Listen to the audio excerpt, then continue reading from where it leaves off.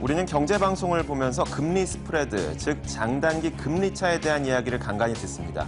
하지만 이것이 무슨 의미를 갖고 있는지는 정확하게 알 수가 없죠. 그래서 오늘은 이 금리 스프레드, 장단기 금리차가 어떤 의미를 갖고 있는지 살펴보겠습니다. 자, 먼저 지난 15년 동안 우리나라 국고채의 3년물과 10년물 금리의 추이는 이런 식이었습니다. 지금 보시는 빨간색 그래프, 위에 있는 그래프가 장기금리, 국고채 10년물 금리고요. 그리고 아래에 있는 파란색 그래프가 단기금리, 3년물 그래프를 나타냅니다.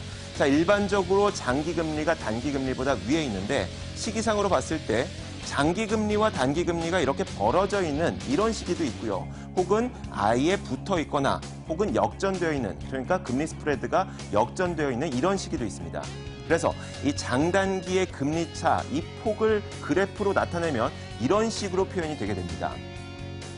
장기금리와 단기금리의 이 금리차가 커지는 경우 이런 식으로 나타나게 되는데, 이런 경우에는 조금 전 말씀드렸던 것처럼 장기금리는 위에 있죠. 장기금리가 높거나 혹은 아래에 있는 단기금리가 낮을 때에 장단기 금리차, 금리 스프레드가 이렇게 높게 형성이 됩니다.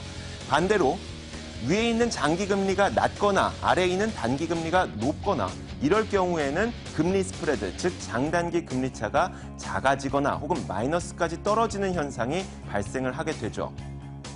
일반적으로 장기금리는 단기금리보다 위에 형성이 되게 되는데 그 이유는 이렇습니다. 장기 채권에 투자하는 주체는 단기 채권에 투자하는 주체보다 채권 보유 기간이 길 수밖에 없겠죠. 그 기간 중에 있는 더 높은 수익률을 올릴 수 있는 기회를 잃어버리게 되는 것입니다. 그렇기 때문에 장기금리는 단기금리보다 일반적으로 높게 형성이 됐는데 장기금리와 단기금리가 갖고 있는 각각의 의미가 있습니다. 살펴보자면 먼저 장기금리는 미래의 경기가 상승할, 그러니까 경기가 좋아질 가능성이 높을 때 상승하게 되고요. 반대로 미래 경기 침체 가능성이 있을 때는 하락하게 됩니다. 단기금리는 정책금리의 영향을 받게 되는데 경기의 과열을 방지하기 위해서 정책금리를 인상할 경우에는 단기금리가 올라가게 되고요. 이제 반대로 경기를 부양하기 위해서 정책금리를 인하할 경우에는 단기금리도 내려가게 됩니다. 그러면 이 두 가지 장기금리와 단기금리를 조합해 보도록 하겠습니다. 조금 전에 봤던 그래프로 다시 한번 돌아오게 된다면 지금 이 시기, 이 두 개의 시기는 장기금리가 높거나 혹은 단기금리가 낮을 때입니다. 이것을 다른 말로 바꿔보도록 하죠. 경기의 상승 가능성이 있거나 금리를 인하할 경우에 이렇게 장단기 금리차, 금리 스프레드가 커지게 되는 것이죠.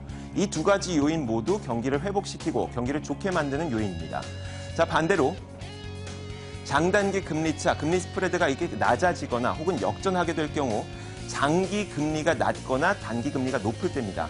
다른 말로 바꿔보자면 경기 침체 가능성이 있거나 정책 금리를 인상하게 될 경우 이 두 가지 모두 경기를 부진하거나 혹은 경기가 회복될 때 장애물로 작용할 수가 있는 요인들이죠. 그래서 이것을 한마디로 정리해보자면 장단기 금리차, 즉 금리 스프레드가 상승한다는 것은 경기가 좋아질 가능성이 있다는 것이고요. 반대로 장단기 금리차, 금리 스프레드가 하락한다는 것은 경기 침체가 될 가능성이 있다는 겁니다. 실제로 채권 시장의 역사가 길고 그리고 활성화되어 있는 미국의 경우 실증 분석을 해보니까 LG경제연구원에서는 장단기 금리차가 약 1분기에서 3분기 후 불황의 가능성을 정확히 예측했다고 얘기했고요. 한국금융학회에서도 이 장단기 금리가 역전된 채로 1개월 이상 지속됐을 경우에는 일반적으로 1년 이내에 경기 침체를 수반하더라, 이런 연구 결과를 내놓기도 했습니다. 자, 오늘은 장단기 금리차, 즉 금리 스프레드가 경기 예측에 어떤 영향을 미치는지 살펴봤습니다. 시장을 읽는 남자였습니다.